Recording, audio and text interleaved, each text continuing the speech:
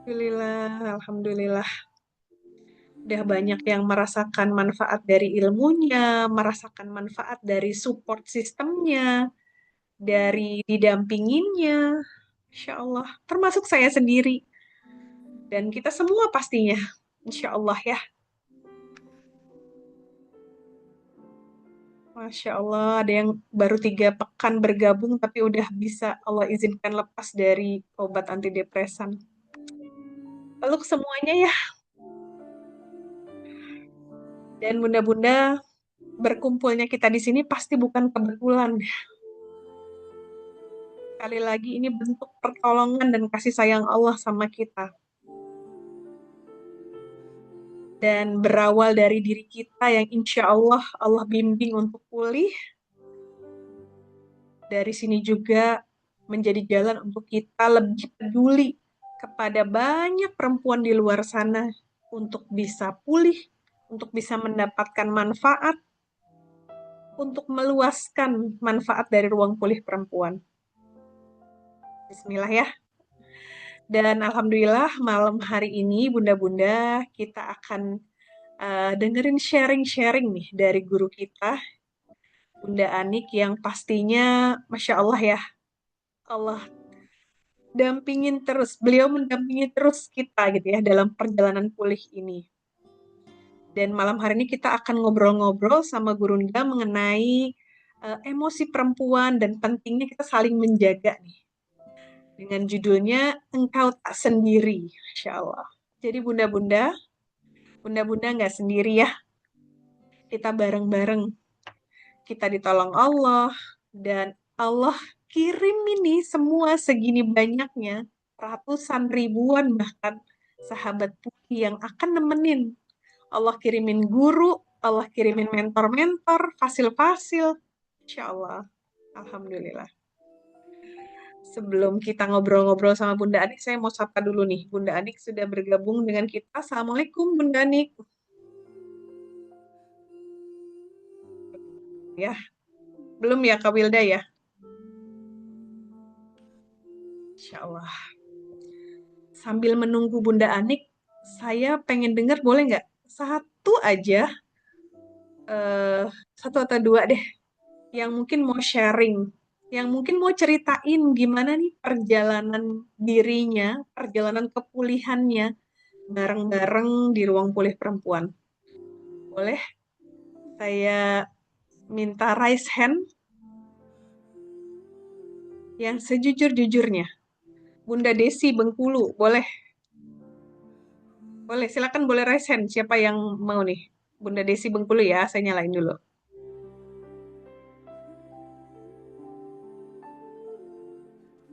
Cerita tentang diri dulu boleh? Boleh. Maksudnya saya mau Bunda kasih cerita nih, gimana nih perjalanan pulih Bunda di ruang pulih perempuan.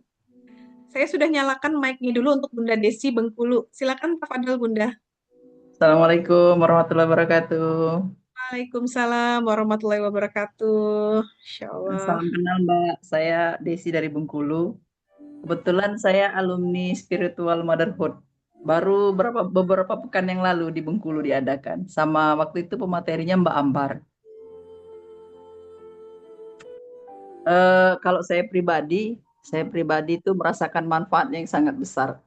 Karena setelah melakukan perjalanan perjalanan spiritual sebagai seorang ibu itu yang saya rasakan saya sebagai perempuan itu terus terang aja terkadang emosi itu meledak-ledak, kadang meledakannya tuh mengguncangkan rumah tangga gitu.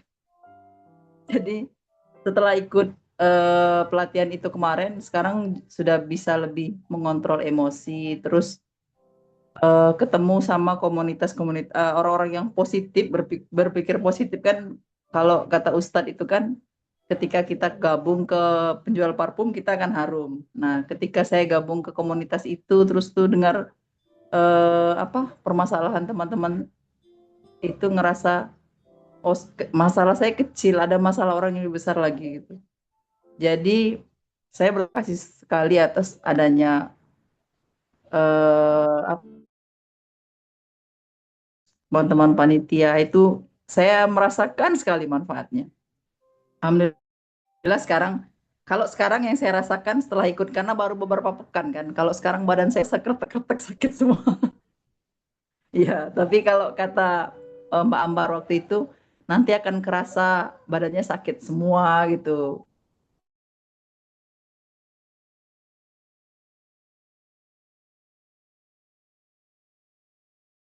Yang ada dalam hidup saya.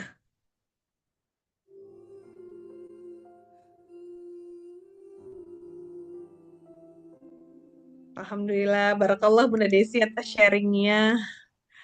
Ya, terima Ya, kasih. Harapan saya nanti di Bengkulu setelah ini ada pengen mindful sholat yang lebih enak gitu. Terus Masya tuh Allah. lepas dari riba itu harapan kami ibu-ibu gitu. Masya Allah. Biar tidak ada Baik lagi yang Bunda. ibu bunuh diri yang seperti di pertama tadi kan. Semoga Ya, bisa apa ibu-ibu hebat bisa membersamai ibu-ibu yang lain gitu. amin. Insya Allah. Baik Bunda Desi. Saya boleh izin buka satu lagi ya Bunda Sri Hidayati. Mungkin sharing aja bagaimana perjalanan pulih Bunda di ruang pulih perempuan. Singkat aja ya. Silakan Bunda Sri Hidayati.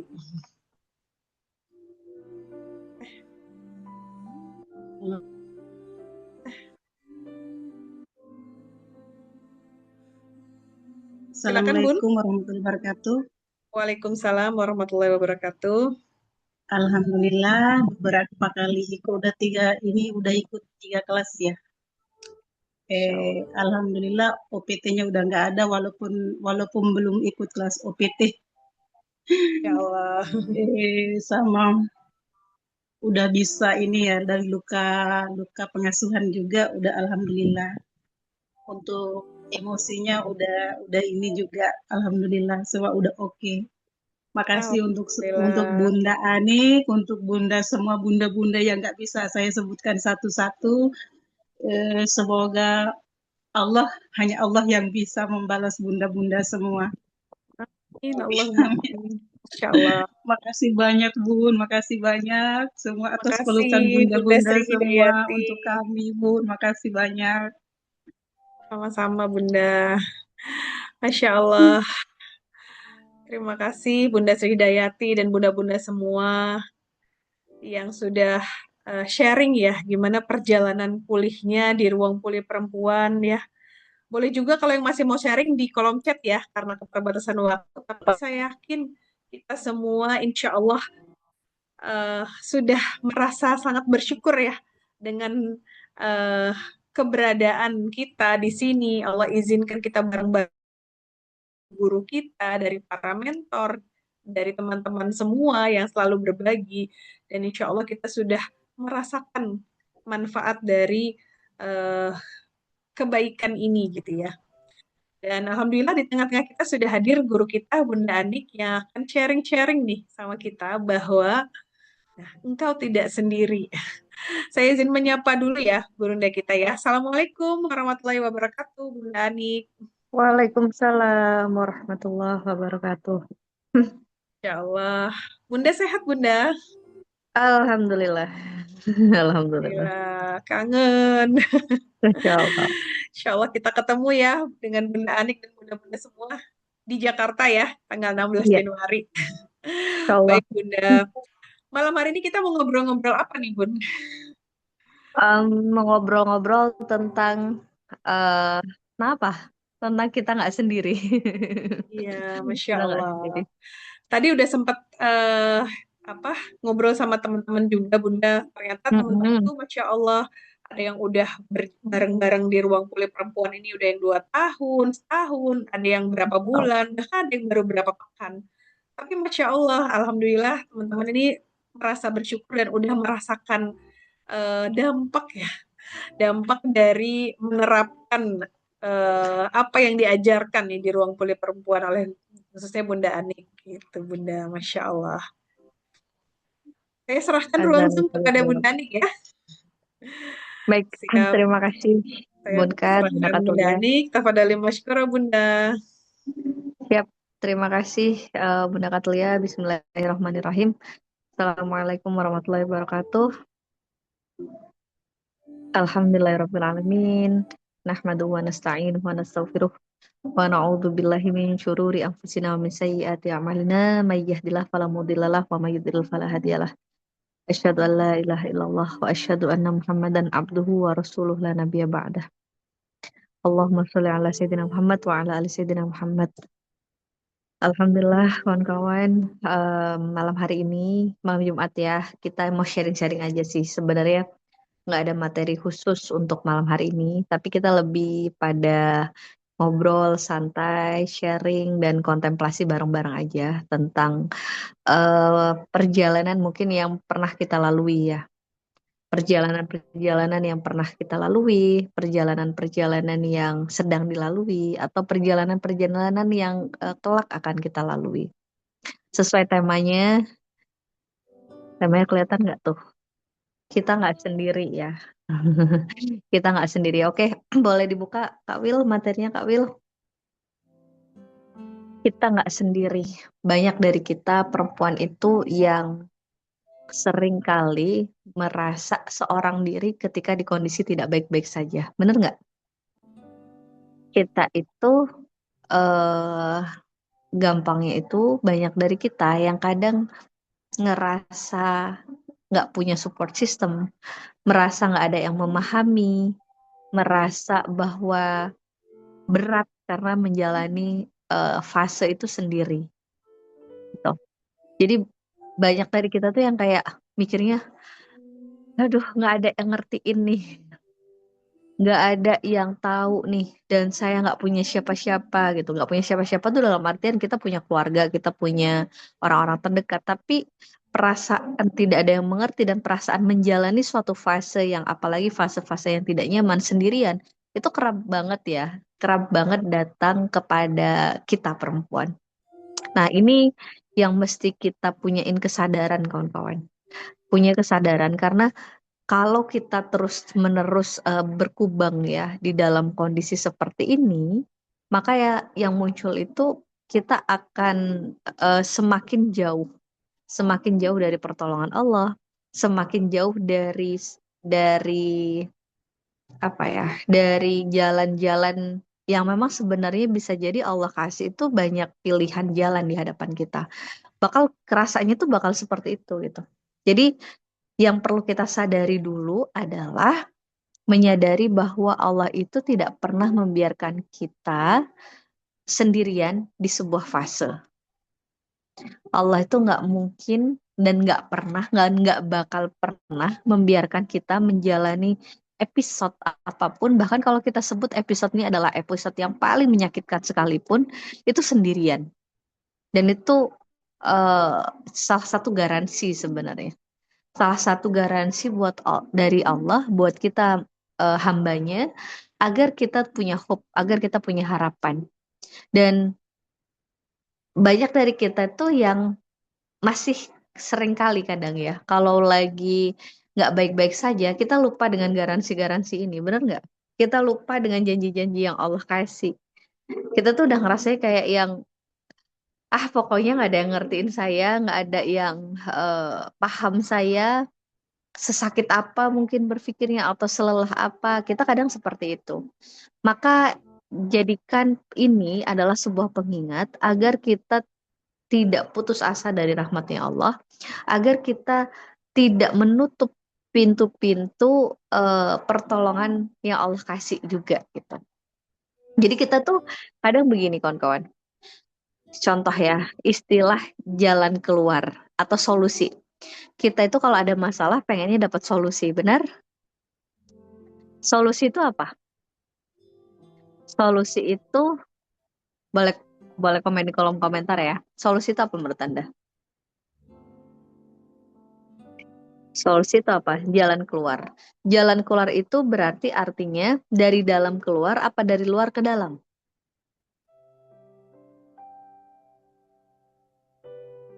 Oke, jalan keluar itu artinya berarti dari dalam keluar atau dari luar ke dalam? Dari dalam keluar, itu jalan keluar. Berarti kalau kita mau nyadarin sebenarnya yang banyak masalah itu dari dalam diri keluar atau dari luar ke dalam? Berarti kalau kita mau sadarin yang disebut masalah itu dari dalam diri kita dulu keluar, atau menurut kita dari luar yang masuk ke dalam. Dari diri dan keluar. Jadi sebenarnya masalah itu bersumber ya, atau cara kita memandang sebuah kejadian itu bersumber dari diri kita sendiri. Termasuk pertolongan-pertolongan yang Allah kasih.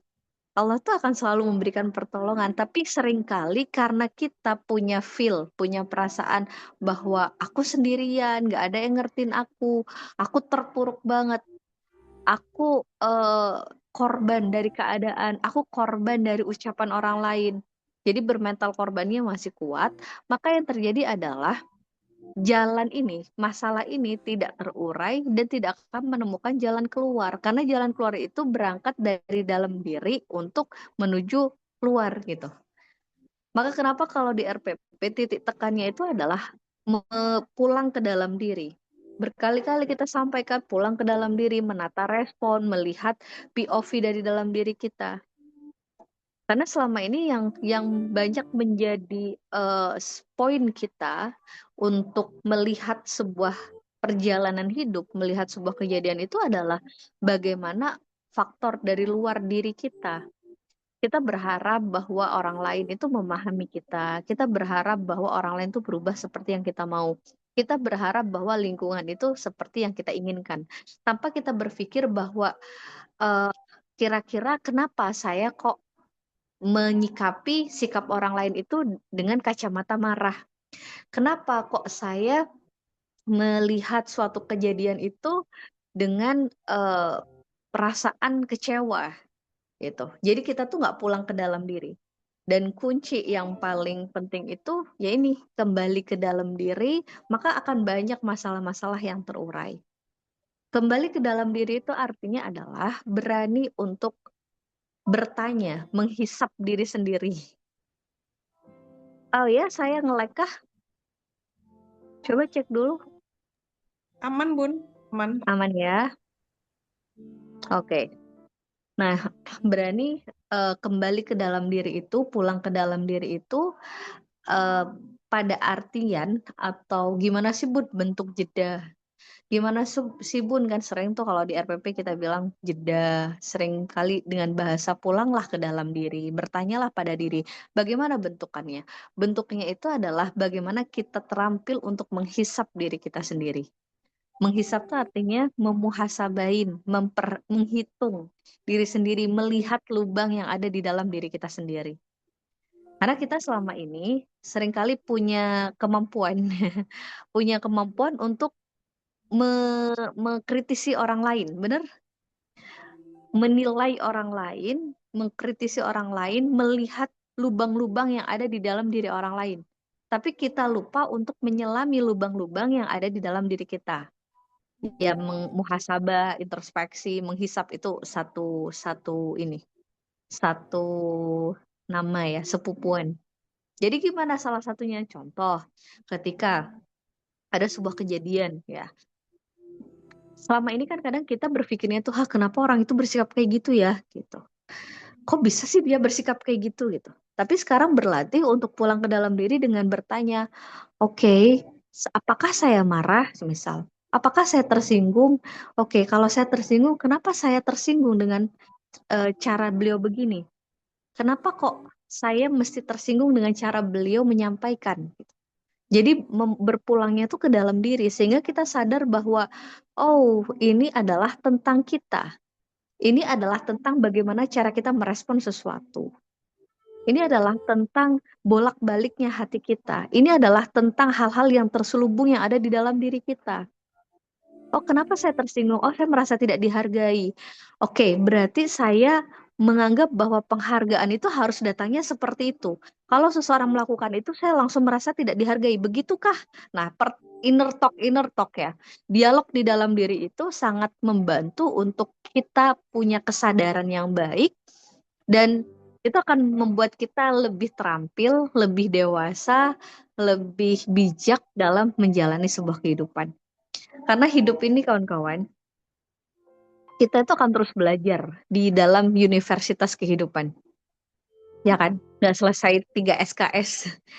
IPK-nya juga nggak tertulis gitu. Nggak selesai dengan hanya kita kuliah 4 tahun gitu. Kalau di universitas kehidupan kita akan terus belajar, akan terus beres mungkin ya semester 1 kita belajar ilmu tentang bla bla bla mengelola emosi semisal. Terus kita ujian mengelola emosi. Mungkin kalau tadi ada bunda yang dari Bengkulu habis ikut spiritual motherhood, terus kemudian belajar mengelola emosi, oh tenang nih. Lalu praktek, akan ada ujiannya, praktek. Begitu sudah terampil mengelola emosi pada anak, maka akan ada grade-nya. Benar nggak? Jadi kan kalau kita ikut sesuatu itu ada basic, ada advance, akan ada grade-nya. Jadi kalau kemarin urusan handuk basah jadi marah besar, tapi nanti urusan handuk basah udah nggak bikin marah. Yang sesuatu yang akan bikin marah adalah grade yang berbeda. Grade yang berbeda artinya ya hal yang lain. Mungkin urusan handuk basah dia sudah taruh pada tempatnya, kita ngelihat juga sudah tidak reaktif. Tapi ketika melihat hal yang lain atau konteksnya lebih gede gitu ya, lebih levelnya ya, levelingnya tuh lebih di atasnya, maka kita akan ditantang lagi nih. Kira-kira kita bisa nggak tetap tenang di kondisi yang seperti itu? Begitulah pembelajaran hidup, kawan-kawan. Jadi makanya kenapa penting untuk kita menyadari bahwa perjalanan pulih ini adalah perjalanan seumur hidup dan kita jangan pernah merasa bahwa kita udah pulih 100%. Yang bahaya itu kalau kita ngerasa pulih lalu kita berhenti untuk belajar. Itu yang bahaya. Ngapain mau ikut kelas RPP lagi? Aku sudah sembuh kok, aku udah pulih. Padahal leveling itu akan berbeda. Dan yang menyampaikan materi juga akan terus mengupgrade dirinya. Gitu. Yang menyampaikan pun akan juga belajar terus, juga terus bertumbuh, maka konteksnya mungkin sama, konteks luka pengasuhan. Mungkin kelasnya sama judulnya, tapi pemaknaannya itu akan berbeda. Pemahaman kita yang nyampaikan juga akan semakin belajar. Intinya kita semua akan bertumbuh. Maka spirit ini yang ayo kita rawat bareng-bareng, kita jaga untuk tidak mudah berpuas dengan kondisi-kondisi atau kita tidak masuk ke dalam kondisi kita merasa bahwa aku sudah pulih, lalu kita berhenti untuk terus bertumbuh. Oke, karena contoh seperti ini kawan-kawan. Orang yang sudah pulih sama merasa sudah pulih itu dua hal yang berbeda, benar? Orang yang merasa baik sama orang yang beneran baik itu dua hal yang berbeda, benar? Oke, benar nggak? Orang merasa baik sama orang berikhtiar untuk menjadi baik tanpa perlu merasa itu dua hal yang berbeda. Dan banyak dari kita, apalagi teman-teman RPP mungkin yang sudah banyak ikut kelas-kelas healing, ngerasa sudah pulih. Nah, kita jangan terjebak di dalam paradigma ini bahwa kita akan terus belajar, kita akan terus bertumbuh dan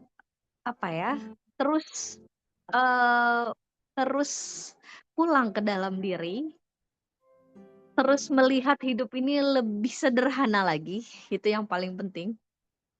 Melihat hidup ini lebih sederhana lagi, karena pada dasarnya semakin kesini saya pun menyadari bahwa hidup itu sebenarnya simpel dan sederhana. Yang rumit itu adalah ekspektasi kita. Hidup itu sebenarnya sesimpel kalau ngantuk ya tidur, kalau pengen nangis ya nangis, kalau kepanasan ya nyalain kipas, kalau kehujanan ya ambil payung. Gitu, simple. Nggak usah yang kalau ngantuk, aduh aku ngantuk tapi besok harus lembur. Nah itu kan karena kita merumitkan. Tidur aja gitu. Ya kalau lagi belum bisa tidur karena karena mesti menyelesaikan sesuatu, ya selesaikan aja dulu tanpa harus aduh tapi ini gitu. Tidak usah drama gitu. Saya tuh semakin kesini semakin menyadari itu kawan-kawan. Dan semakin menikmati hidup saya pribadi ya. Hidup saya pribadi karena saya semakin juga udah kayak apa ya, ya hidup itu memang sesimpel itu gitu.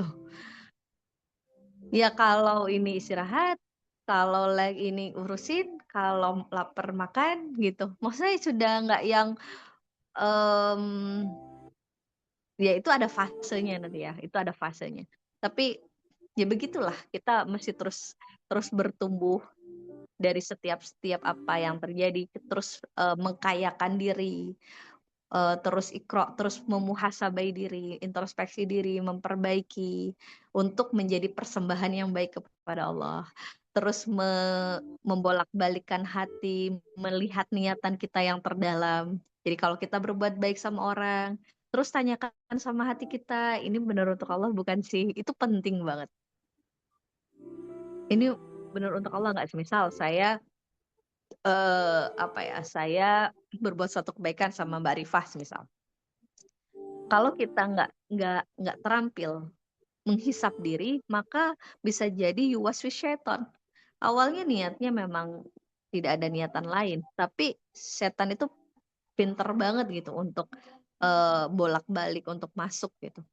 Nah, maka perlu kita sebelum ngasih kita ini dulu, muhasabah dulu. Artinya kita tanya inner talk ya, dialog sama diri. Benar saya ngasih ini untuk Allah.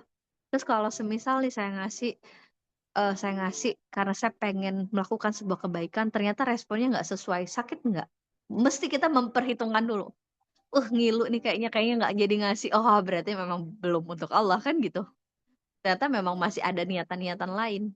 Tapi kalau oke, saya siap, meskipun tidak diinikan saya karena saya ingin melakukan kebaikan, ya Bismillah. Dan itu akan sangat membuat kita jadi punya kesadaran diri yang baik. Dan yang hilang saat ini, kawan-kawan, yang banyak hilang banget saat ini adalah kesadaran diri. Orang kalau udah nggak sadar, repot, kawan-kawan. Repot banget. Ya, seperti yang kita lihat sekarang. Kondisi saudara-saudara kita di Sumatera, ini ada yang dari Sumatera ya. Semoga Allah pulihkan. Tapi ketika orang nggak sadar, maka dia akan menutup hatinya menutup matanya untuk melakukan sebuah kebaikan. Kita ngelihat berita-berita gitu kan miris. Jadi kesadaran diri itu akan menjadi jangkar untuk kita tetap bisa bisa lebih pulih, bisa lebih lebih pas gitu ya, lebih punya kesadaran, lebih tenang, lebih damai menjalani hidup. Dan satu hal lagi, untuk setiap fase, Anda tidak pernah benar-benar sendiri. Sekaya apapun kejadiannya, Allah nggak pernah ninggalin Anda. Sampai Allah tuh ngasih ayat ya. Jadi Allah bilang bahwa pertolonganku itu qorib, deket. Pertolonganku tuh deket banget. Jadi deket banget gitu. Dan Allah nggak pernah membiarkan diri kita sendirian. Termasuk bisa jadi hadirnya ruang pulih perempuan itu adalah sebagai bentuk digandeng menuju sebuah perjalanan. Karena Allah nggak pernah membiarkan seseorang musafir itu tersesat atau menjalannya sendirian lalu dia merana meratap dirinya, enggak. Tapi Allah pasti akan mengulurkan pertolongan-pertolongannya untuk nemenin setiap fase. Dan itu yang mesti kita percaya, kita jaga, kita yakini bahwa Allah nggak akan pernah meninggalkan kita sendirian. Dan ini adalah sebuah hope, sebuah harapan ya kawan-kawan ya, sebuah jaminan. Jadi kita nggak usah mendramatisir sampai kita bermental korban terus kemudian jadi susah bangkitnya. Kalau kita menyadari bahwa Allah nggak pernah meninggalkan kita sendirian dan Allah nggak pernah membiarkan kita sendirian. Allah pasti kirim hamba-hambanya untuk menjadi penarik kita, untuk menjadi atap di saat kita kepanasan, untuk menjadi selimut mungkin ya, atau tempat yang hangat di saat kita kedinginan. Allah pasti kasih itu. Yang penting kita sadarin bahwa tidak mungkin orang itu akan terus-terusan menjadi atap, itu aja. Jadi di dalam dunia itu ya normal ya, kadang ada yang datang, kemudian ada yang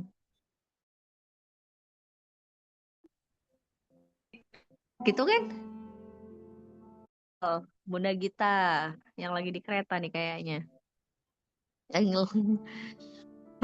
Nah, semisal deket sama si A, suatu hari deket, tapi ketika si A ini sudah selesai tugasnya, maka dia akan melanjutkan perjalanannya, ya dan Bunda Gita sama Allah mungkin diganti dengan kedekatan dengan orang lain. Begitulah kehidupan.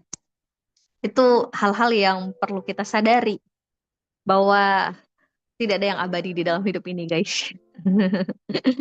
Tidak ada yang abadi di dalam hidup ini. Dan kesadaran itu yang mesti kita terus kuatkan agar menjadi jangkar. Agar menjadi jangkar bahwa hidup ini tidak selamanya, bahwa poin dari hidup ini adalah bagaimana kita bisa menikmati setiap fasenya. Benar? Benar nggak? Bahwa poin terpenting dalam hidup ini adalah gimana kita bisa menikmati setiap perjalanannya, setiap fasenya. Ya, contoh. Ini kan yang ada yang di safar nih, ada Mbak Gita nih lagi safar. Kebayang nggak sih Mbak Gita naik kereta semisal dari Surabaya ke Jakarta semisal, saya nggak tahu kemana rutenya ini. Kebayang nggak kalau Mbak Gita di dalam kereta nggak bisa menikmati perjalanannya? Pasti bete banget. Padahal perjalanan itu ya cuman sekali itu doang semisal. Tidak ada eh, apa ya, tidak ada kesempatan kedua. Begitupun kita hidup ini, benar? Di saat kita menjalani hidup terus kita nggak bisa nikmati, ya betapa meruginya sebenarnya. Meskipun menikmati itu bukan berarti kondisi-kondisi yang dalam mindset kita seringkali berpikir bahwa menikmati itu pasti enak, menikmati itu pasti menyenangkan, enggak. Menikmati itu ya kadang ada kalanya kita menikmati gelap, menikmati kondisi-kondisi yang dirasa nggak nyaman. Sama seperti kita menikmati secangkir kopi. Ya nggak? Secangkir kopi, kopi itu Bun, coba komen dulu di kolom komentar. Saya yakin di sini banyak pecinta kopi. Kopi itu kalau manis banget itu enak nggak sih? Coba komen di kolom komentar. Kalau ada orang bikin kopi manis banget, enak nggak? Nggak enak, nggak enak. Kopi itu bisa dinikmati, ngangenin, nagih, ngecandu, bikin candu. Itu kalau ada apanya. Kalau ada apanya. Manis banget atau gimana? Kalau ada pahit-pahitnya. Bener? Kalau ada pahitnya. Ya sepahit-pahit banget ya juga nggak enak banget, nggak enak juga gitu ya. Misal nggak dikasih apa-apa gitu juga, ya mungkin kurang nyaman juga. Tapi ya dikasih gula secukupnya aja, nggak usah berlebih gitu. Kalau ada rasa khas kopinya bener, ada pahit-pahitnya, tetap tidak kehilangan esensi pahitnya itu. Itu yang dikatakan kita menikmati. Jadi menikmati itu orientasi kita banyak yang bilang gimana mau menikmati pun kalau perjalanannya nggak nyaman. Menikmati itu artinya ya kita menikmati di saat kita menangis, menikmati di saat kita tertawa, menikmati di saat kita capek, menikmati di saat kita ngantuk. Nikmatilah semuanya selagi masih bisa menikmati itu. Kebayang kalau orang nggak bisa nangis, Bun, pernah nggak? Pernah nggak? Pernah nggak? Pernah nggak? Silakan komen dulu ya. Menikmati di saat lagi error, iya nikmati aja. Pernah nggak, Bun? Anda itu ngantuk, tapi Anda nggak bisa tidur, nggak bisa istirahat. Terus Anda kayak bolak-balik, gulung-gulung-gulung aja, bingung gitu. Pernah nggak sih? Pernah, pernah. Rasanya enak nggak? Rasanya enak nggak kondisi kayak gitu? Nggak enak. Kenapa? Karena itu kan biasanya orang seperti itu lagi ada sesuatu ya. Ada sesuatu. Jadi artinya dia udah ngantuk, tapi ada hal yang bisa jadi beban pikiran, atau ada hal yang belum dia pas, belum nyaman gitu. Jadi kayak mau tidur, tapi dia nggak bisa tidur gitu. Gimana ya?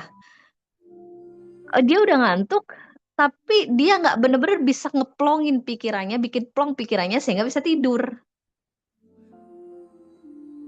Ya, bisa jadi kayak tadi ada beban pikiran, bisa jadi ada kondisi yang belum pas hatinya, atau memang tempatnya masih belum nyaman, sehingga kayak ngantuk tapi kayak nggak pas gitu loh. Nah, itu kan nggak nyaman tuh. Dan ternyata di saat kita ngantuk, menikmati ngantuk kita dan bisa tidur, itu juga nikmat.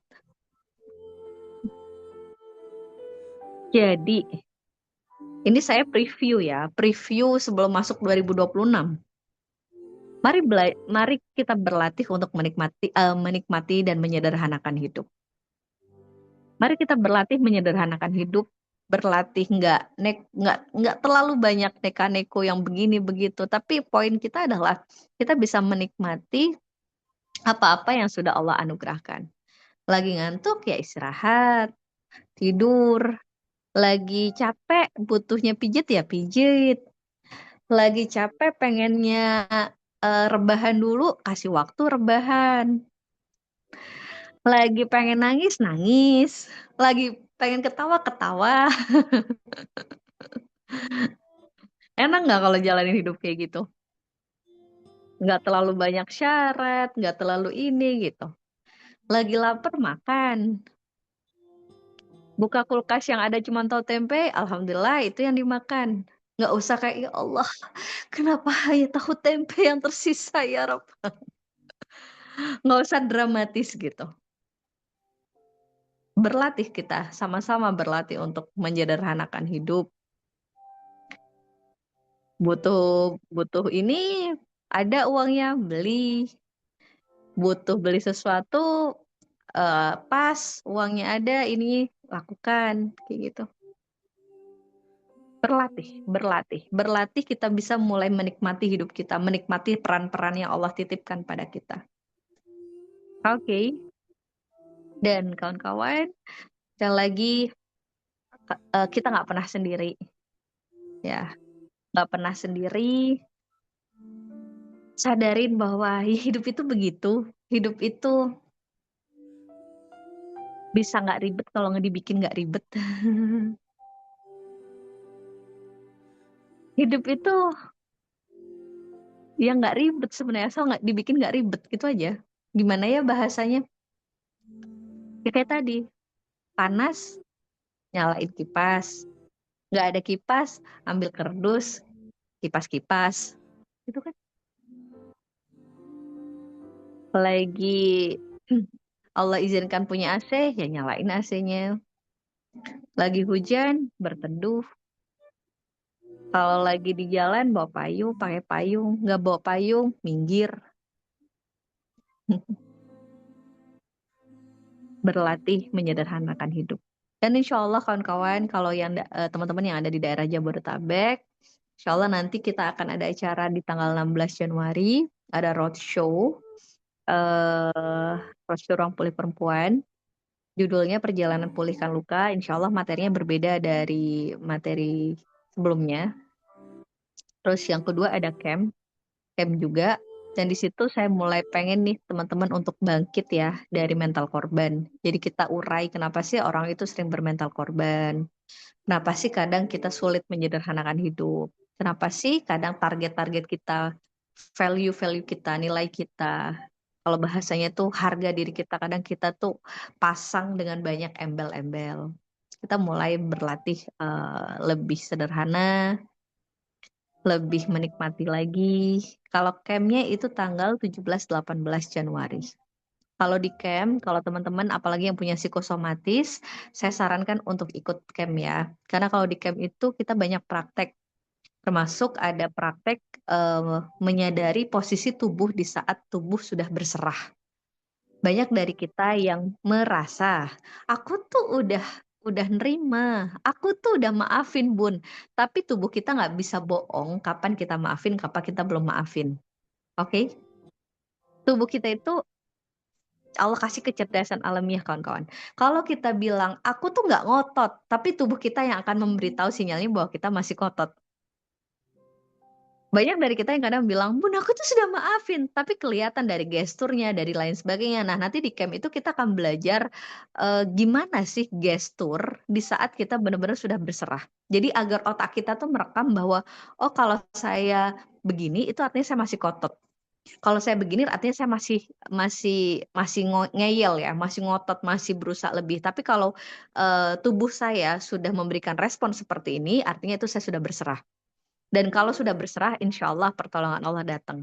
Karena berserah itu sama dengan tawakal, mewakilkan urusan kita sama Allah. Campnya offline, nginep 2 hari 1 malam. Tahajud bareng, tadabur bareng, terus bersih-bersih, detox-detox eh, apa ya, luka-luka batin yang masih ada tersisa di dalam sel-sel tubuhnya. Itu juga kita ada grounding kita langsung ke taman biasanya ya untuk bersih-bersih. Kita latihan membenarkan postur. Itu nanti di camp. Tuh kawan-kawan, Bismillah, insya Allah itu akan jadi solusi ya buat teman-teman yang mungkin punya psikosomatis. Terus kita akan belajar juga, ini spill ya. Kalau di camp tuh kita juga akan belajar mengaktifasi kekuatan batin kita, Cia. Kita akan belajar mengaktifkan apa yang ada di dalam dada. Waduh. Selama ini seringkali kita berpikir ikhtiar itu adalah tentang gerak-gerak tubuh. Benar? Harus ikhtiar apa, Bun? Untuk ngingetin suami. Kita berpikir harus ngomel, kudu ngomel, mestinya begini begitu gitu ya ikhtiarnya. Tapi yang kita lupa adalah ikhtiar itu juga tentang apa yang ada di balik dada. Ikhtiar itu tentang bagaimana kita menyerahkan urusan kita sama Allah. Ikhtiar itu bagaimana kita mengaktifasi kekuatan batiniah yang itu fungsinya 80% yang bisa menggetarkan langit. Gitu. Jadi gimana caranya biar kita itu bersih di dalam sehingga outcome yang kita keluarkan, tindakan yang kita keluarkan itu selaras dengan apa yang ada di dalam dada. Gimana caranya nggak usah ngomong tapi batin ketemu batin itu connect gitu. Itu nanti di camp. Kan? Itu ada prakteknya. Jadi Bismillah ikhtiarkan ikut kalau memang dianggap selaras HTM-nya memang mungkin kalau nggak salah 2 jutaan kali ya HTM-nya kalau yang camp itu karena menginap. Tapi satu hal yang penting kawan-kawan yang mungkin teman-teman bisa pegang adalah kalau teman-teman butuh maka Allah kasih. Ya. Jadi ini adalah tentang butuh atau tidak itu aja. Pokoknya kalau teman-teman butuh, kalau teman-teman merasa ini penting, tinggal bilang sama Allah, ya Allah hamba butuh, maka Allah kasih. Itu jaminan dari Allah. Jadi poinnya kalau di PBTF, kelas pulih dan bangkit dari trauma finansial, itu adalah Allah akan mencukupi sesuatu yang menjadi kebutuhan kita. Jadi kalau kita bilang butuh, Allah pasti kasih. Entah gimana caranya, nggak usah mikir caranya. Yang penting, yang mikir caranya itu adalah, bagaimana caranya itu adalah ranah Allah. Tapi ranah kita adalah ikhtiar yang bisa kita lakukan dan minta sama Allah sambil bilang, ya Allah hamba butuh kelas ini. Hamba butuh kelas ini sebagai bentuk sebagai bentuk pengobatan diri, sebagai bentuk pembersihan hati agar lebih baik iman hamba, agar semakin kuat iman hamba. Insya Allah Allah penuhi. Jadi buat kawan-kawan, ayo jemput keajaiban hidup. Benar-benar deh, benar-benar semakin ketika kawan-kawan semakin pulih, kawan-kawan semakin nggak ada lagi celah untuk bilang bahwa kok hidup tuh gini, nggak ada kawan-kawan. Hidup itu blessing, berkah. Tanpa kita minta aja kita udah lebih dari cukup. Saya mau nangis deh ngomongnya. Hidup itu luar biasa Allah kasih. Tanpa kita minta saja, Allah sudah ngasih lebih dari cukup yang kita butuhkan. Hidup itu luar biasa kawan-kawan. Banyak keberkahan yang Allah kasih. Banyak cinta yang Allah kasih. Banyak rahmat yang Allah kasih. Tugasnya gimana agar kita bisa ngerasain itu? Sama-sama, ayo kita bahu-membahu bergandengan tangan untuk bersihin. Bersihin hati kita agar bisa kebuka tuh. Bersihin hati kita yang mungkin kotor, kita bersihin agar masuk tembus cahayanya Allah itu masuk ke dalam hati kita. Jadi ibaratkan sama seperti ini. Kita menganggap bahwa sebuah kehidupan gelap. Kita jangan-jangan bilang gelap itu karena kita lagi ada di ruangan yang tertutup dan semua kordennya ditutup. Coba kordennya atau kita keluar ruangan itu. maka kita akan melihat bahwa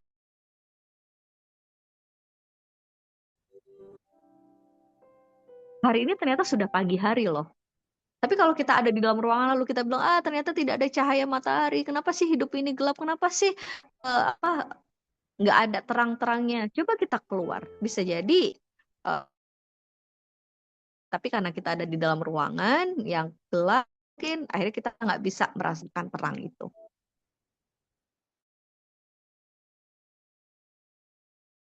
Ya, jadi cuma satu slide nih. Campnya sementara di Jakarta dulu deh, di Jabodetabek ya. Sementara masih di situ. Ada juga sih sebenarnya kita umroh pemulihan jiwa itu